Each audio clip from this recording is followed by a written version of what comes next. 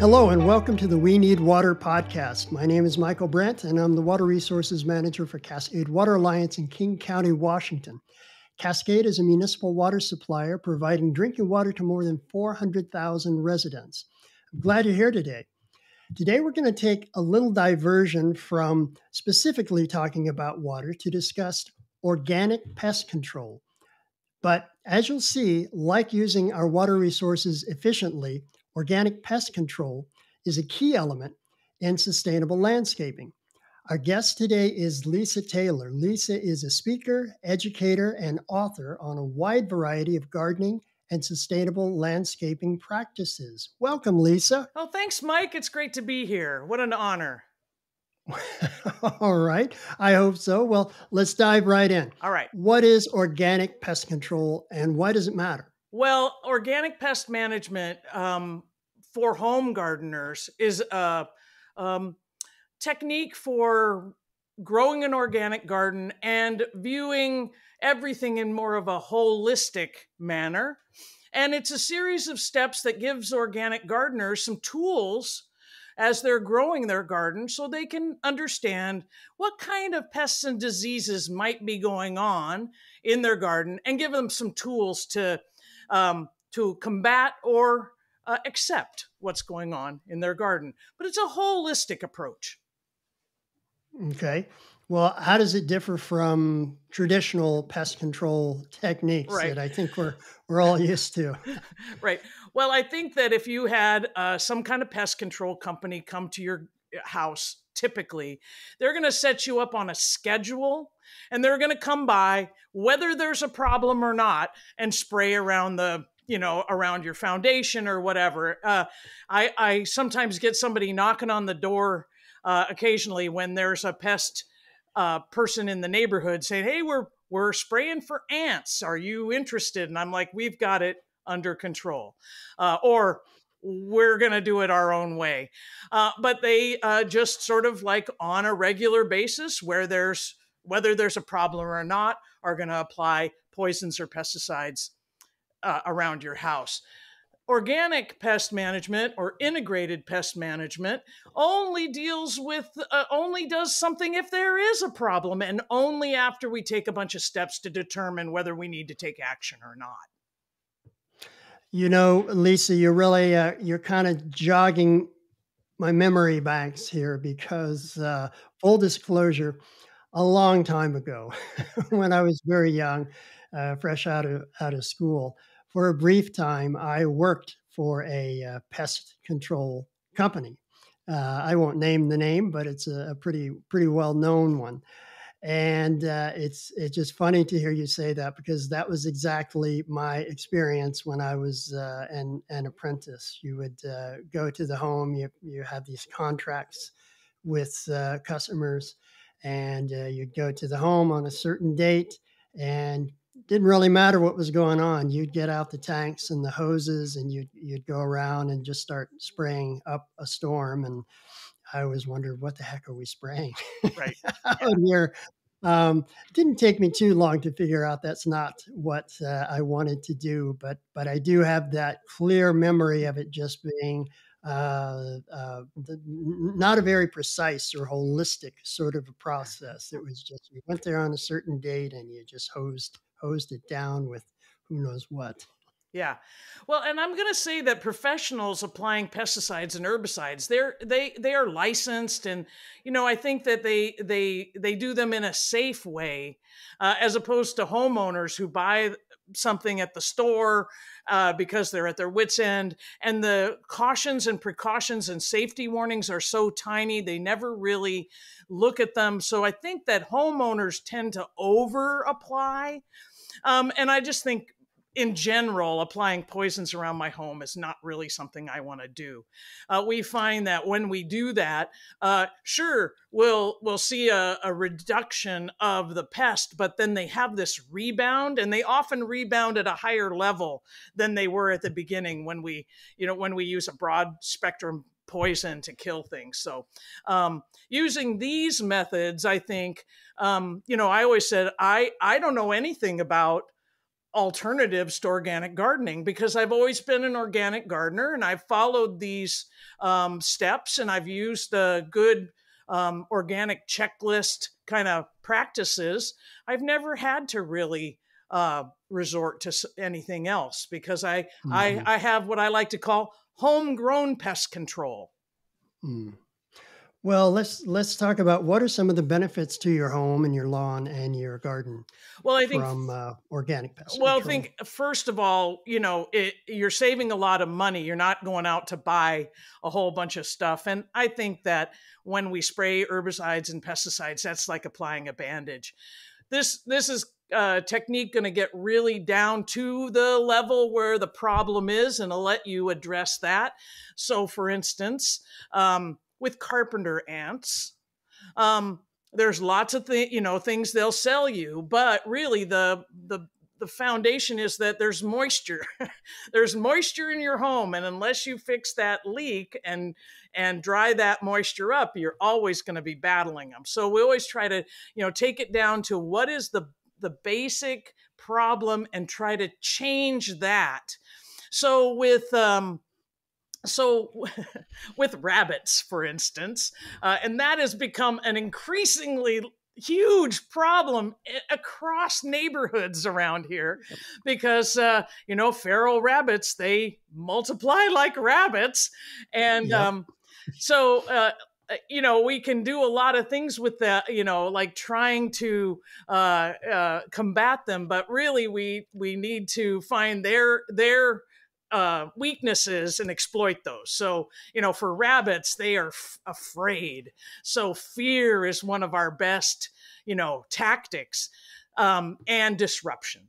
I think overall, with a lot of, especially larger pests in your landscape, disrupt, disrupt, disrupt. If you make it uncomfortable for that creature to be there, they're going to move on to easier pickings. So with Hmm. rabbits, there's a whole bunch of strategies. And that's one thing I do want to say. I think a lot of times we just want one thing, a pill, and we want to take that and it solves all our problems. But with organic gardening and organic pest management, it's never just one thing. It's a whole series of things that work together that to help us control or combat whatever it is that we're encountering in our landscape. We have some organic pest control in my neighborhood because we're overrun with rabbits. We have pretty nice landscaping here, and it's just Yeah. wonderful rabbit habitat. Oh yeah. But we have organic pest control in the guise of my neighbor's cat.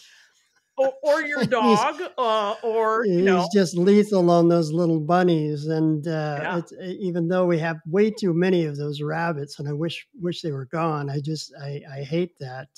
A couple of nights ago, I woke up with a start, and I heard a little rabbit out there screaming, and I went Oh, outside, and the old Scotchy had bagged another one. I tried to get oh, to him, but he skirted away and got away from me. oh, So wow. that's unfortunate. But yeah, rabbits are really kind of a big deal Oh yeah, around here and now. it's interesting when when you think about pests and their natural predators, and rabbits are like a huge thing, but like with aphids or any kind of creature, it takes an awful lot of them to bring in their natural predators. So when you get to a certain level of rabbit infestation, the raptors and other natural predators like coyotes and other things like Hmm. that. I always say, the coyote is not after your cat or dog. They will Hmm. eat them incidentally, but their DNA is really about rabbits. And so I think we see more of them in urban settings because of all the food that they can find, whether it be rabbits or rats. And there's lots of both of those around. So what do We you had do? What do you do when you yeah. have all these persistent problems? I think what you want to do is like learn the basic thing with organic pest management is you got to positively ID the creature, whether it's small or big or whether it's a disease. So positively identify and then learn everything about them. Then decide, Okay. like, is this a problem or just a nuisance? So sometimes pests can just be nuisance pests that we deem undesirable, but in the greater scheme of things are actually really beneficial. Let's talk about aphids. They are much maligned. But if you want beneficial creatures in your garden, you need to have food for them. And aphids feed a lot of beneficial creatures, from ladybugs to lacewings to songbirds to wasps. They are food for a lot of creatures, and they also are incubators for some. So some creatures lay their eggs inside of aphids and their babies Mhm. develop inside. So getting a feel for how that creature works within the greater ecosystem and appreciating their role, and having, I think I was talking to you about bug empathy, having empathy for those insects and realizing that they play an important part, and identifying, oh, it's really just me that doesn't like them, but really they can be in my garden and help me out. So we learn everything we can about the creatures, and then decide, am I gonna, what's my action? And doing nothing is an action, right? Doing Mhm. nothing and watching and learning, that's all a big part of this. And then deciding how far we'll go. Will I just watch, or will I just spray it off with my hose? Or am I going to, at a certain point, if the infestation gets so crazy, am I actually going to resort to a sort of a least toxic solution? So kind of figure out how, where your limits are, and then you take your action and you monitor and adjust. A lot of us will be like, you know what, I'm not using any poisons no matter how bad it gets. Uh, the honeydew covering my car from all the aphids in the tree over my driveway, I can take it to the car wash. That is an easy solution for me. So you have to sort of accept what's going to happen and learn from it, because there's a great deal of fun learning that happens when you're out in the garden watching all these things interact.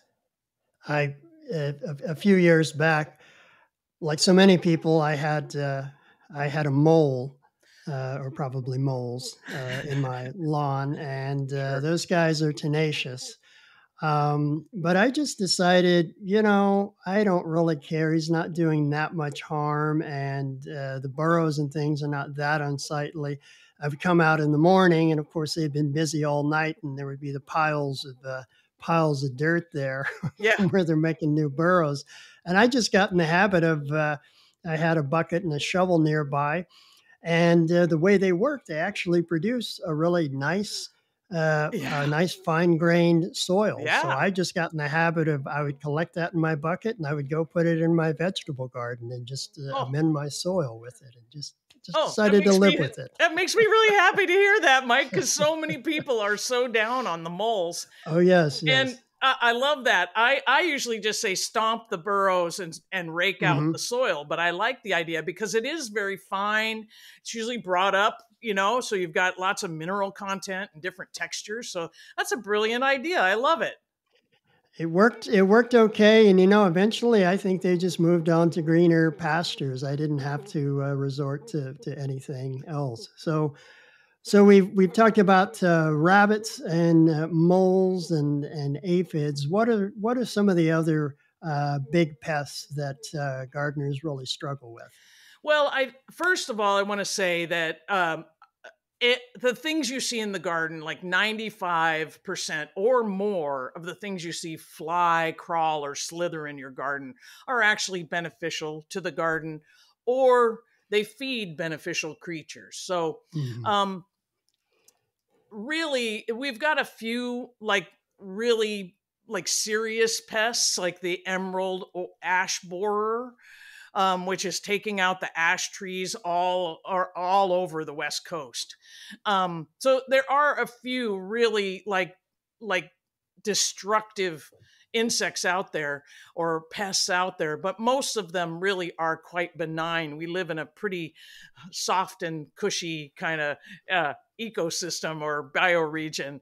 But I think that one of the things that folks are noticing are those stink bugs, the marmorated stink bug. Hmm. Those are, we're never going to get rid of them, but they have invaded. We'll never get 100% eradication, but that's one of the ones that I might catch and squish, or I usually freeze things. I just catch them in a jar and stick them in the freezer for a couple of days, and that usually does it. It's hard for me to kill things in the garden because I'm busy Hmm. trying to keep everything alive. So I tend to be a little bit more of a catch and release kind of gal. And speaking of that, a lot of things. Right now, it's not as big an issue, though. With the rain overnight, you may have seen the slugs emerge again, or the snails. When it's real hot during the summer, they stay in the cool, moist areas, so they're still around, but they're like deep. And they're often eating like low, where you don't really even see the damage. But as soon as we get a little cool weather, a little rain, all the slugs come out. And I have several strategies. Again, not just one. So one is my best tool, dos manos. Two hands. I do hand picking to reduce my population. That's the Yep. first thing. But you're never going to get them all. And what I do with those slugs, and you have to understand my gardening, I learned to garden and started gardening with children. And so I just feel like you just don't kill things in front of children if you're trying to Hmm. teach them how to grow things. Good policy, I think. That's my thing. So anyway, I have taken to catch and release, and I have a zone Hmm. 5, which is an area I never go, that I leave untended. It's just a little wild area in the corner of my garden. It looks fine to me, and it provides great habitat, both for my beneficials and anything else. So I catch and release the slugs over to the wild area, and then I do a couple more things. Copper is a great barrier. So we have direct barriers, and those are things that stop the pest. So thin copper sheeting, the slugs crawl onto it, or the snails, and when their whole body's on there, the slime sort of completes the circuit, and the slugs or snails experience a mild, non-lethal electromagnetic shock, kind of like if you pet the cat backwards. Yep. So, and they just kind of writhe and fall off. So we haven't killed them, but we've stopped them from getting to our plants. So we reduced the Okay. population. We put a direct barrier there. We would also put a trapping board on top. I noticed that in one of my beds out there, I could see like a little bit of damage happening. I was like, oh, I need to put my collars on and probably put a couple trapping boards down. And that's just a little board that sits on top of the soil. And when the sun comes out, the slugs go underneath it. So you can pick the board up and get rid of them. So, and then finally, any kind of modification. Is there a way that I can make it so it's not attractive to slugs? So we do direct controls, and that's sort of some of our last steps. First would be indirect controls, where we're sort of changing our behavior, or we're changing the setup or the environment so it's no longer attractive. So that's how I approach the slugs. And I try to get away from bargaining. Like, if you just eat that, but leave these alone, because that's just a fool's paradise. Really, you can't bargain with a slug. If it's good to eat, the slug is there. So, but that's one that we're really, I think a lot of Northwest gardeners talk about: moles and slugs. Moles and slugs. Listening to you, Lisa, I think a lot of people might hear that and say, "Look, that sounds all well and good, but I'm really busy, and I just don't have time to make my life more complicated and take on yet another activity or so forth. It's just easier for me to reach for the bottle of pesticide or whatever." But I think what people don't realize, that's not a zero sum game. That if you just go that shortcut route, that, well, you're home free, I've solved the problem, and there's no downside to that. But there is. One thing I learned a long time ago from gardeners, and have always remembered this, is anytime you see a product that ends in cide, CIDE, that means that product literally is designed to kill. That's what side means, Yeah. as in suicide or genocide or Herbicide. whatever. So Yeah.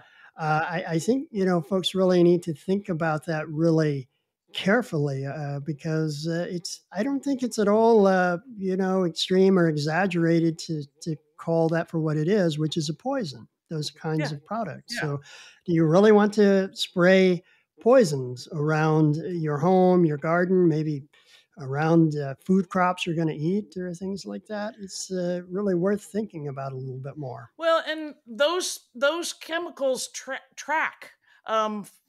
Folks that used weed and feed on their lawn, they've tracked that all the way into the bed, even in houses that take shoes off. So, it doesn't just stay put; it washes into our water. So, we're adding, you know poisons to our water that have to be cleaned out, and a Right. lot of our water ends up in the sound. A lot of our rainwater and the stuff that goes in your sewer right out to the fish. So yeah, I agree, and it doesn't really fix the problem. It's only like putting a band-aid on it. Hmm.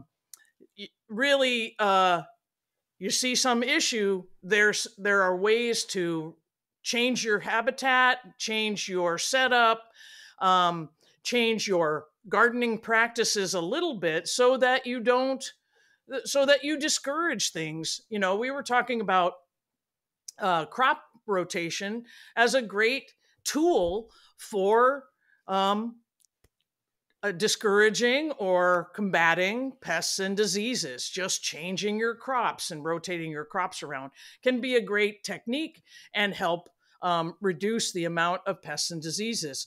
Right now, everybody's got their tomatoes in.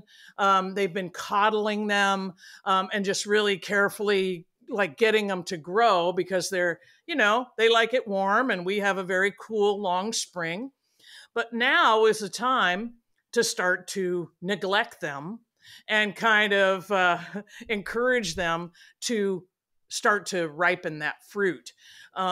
We Our main tomato disease is late blight. It's a fungal disease. It can happen anytime during the growing season. It's just called late blight.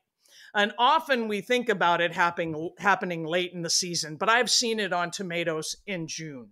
So it's a fungal disease. It lives in the soil, and it transmits by when water splashes up on from the soil onto the plant. And I usually like we'll see late blight in September around Labor Day. People will be like, "Oh no, I've got it," and I think that we'll often just assume it was transmitted during that rain we usually have the first week of September, right around Labor Day.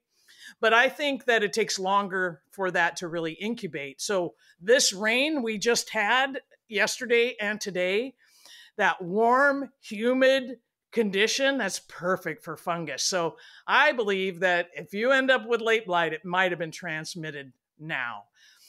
Everybody's got all the leaves still on their plants, so there's lots of places to splash. So one of the things we always encourage is pruning, removing the leaves that aren't bearing fruit, increasing air circulation, using drip irrigation to keep the leaves dry. So all these little practices can help us to prevent the late blight. Once you've got it, there's no remedy really. So all of our Hmm. practices have to do with prevention. So that's one that's coming up. What do you do if you haven't, if your tomatoes are still sitting there and they're really dense and full of foliage? It's not too late to go ahead and trim those out. You can over the course of about a week or so, maybe 2 weeks, take off all of the foliage. I will hesitate to say not all. Like let the tomatoes that are on your vine kind of get used to the bright sunlight. But like by Labor Day, I just want like naked stalks and fruit. And then there's Mm. not a lot of area for the splashback, but you can also cover your soil, like some burlap sack or woody mulch that will not have a splash from the soil to your plant. And so we've got all these little techniques that, we're not adding anything to the environment, right? What are you adding to your garden? Nothing. You're just changing how you're growing. And that's a great organic pest management strategy. And there now we've made two connections to water in our conversation. You talked about drip irrigation and how that can be a strategy Absolutely. in reducing, creating the conditions for blight. Yeah. And then also we talked earlier about the runoff from pesticides affecting our water resources. Yeah. So it's all connected. So Yep. organic pest control definitely is impacted by how we use water and then by how we affect water Yeah. as well. Yeah, I think so. I think so. It's all part of that um the holistic approach that we're thinking about our landscape, not just the plants, but also the air, the soil, the water, and how and where it's going, and Mhm. and what we may be adding or not adding. So some people their roses their roses are so precious. They hate to see the aphids on them. Mhm. And so they say, well, can I spray soap or can I spray neem oil? And I say, well, do you want to add that to your environment? How about just Mhm. a, a really strong spray with the hose or your fingers? And, Mhm. we can knock them off the plant a couple times, a couple days in a row with a strong spray of water, knock them off, and they won't come back. And all we're adding to our environment is water. So that's a great Mhm. strategy. Which of course the plant needs anyway, Right. and you're spending more time outside in your garden, That's right. which is kind of the point of gardening, right? Yeah, yeah. And actually, the gardener's shadow is your best pest control or fertilizer. Being out and observing your garden, not only do you get a benefit health wise, spiritually, emotionally, your mental health, all of those things, the plants are there to help you out. Um, but you also can take action when things are small, Mhm. instead of waiting until it's just we've lost all hope. Right. The gardener's shadow. I hadn't heard that before. I'll remember that. That's Yeah, nice. that's a Chinese proverb. Oh, is it? Yeah, Okay. yeah, Good yeah, to and I know. like it. I like it because it just reminds me that I am a big part of my garden and I should get Of out there. course, yeah. Yeah, There's a lot of wisdom in that concept. That's yeah, wonderful. yeah. Lisa, what are some good resources for people who want to get started in this and want to learn Sure. more? Well, so back in the day before the internet, it was very it was like a scholarly endeavor because you had to get the books and you had to read through science jargon and try to figure out what you were looking at and what to do. But now, we've got the internet. It's awesome. You can just write a little description of what you see, and then I usually say, so I saw this big beetle, um, and it was hissing at my cat, and it had these stripes on it. And I knew it was a beetle or some kind of June bug, but I wasn't really sure. And I wasn't too concerned, but the hissing was a little alarming. So I just did lined striped beetle, Seattle. That way I'm going to find things that are from this area. So that's the first thing. You want to always add like Seattle or King County or Western Washington, something like that to your internet search. So you're not looking at something from England or the East Coast or the South, where things are very different. So it came right up, 10-line June beetle. I read all about it. If you want to learn about how to manage it or learn more about its life cycle and its habits and habitats, then just add IPM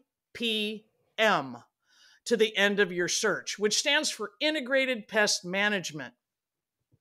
Look for things from the University of California. They're one of the early adopters of integrated pest management.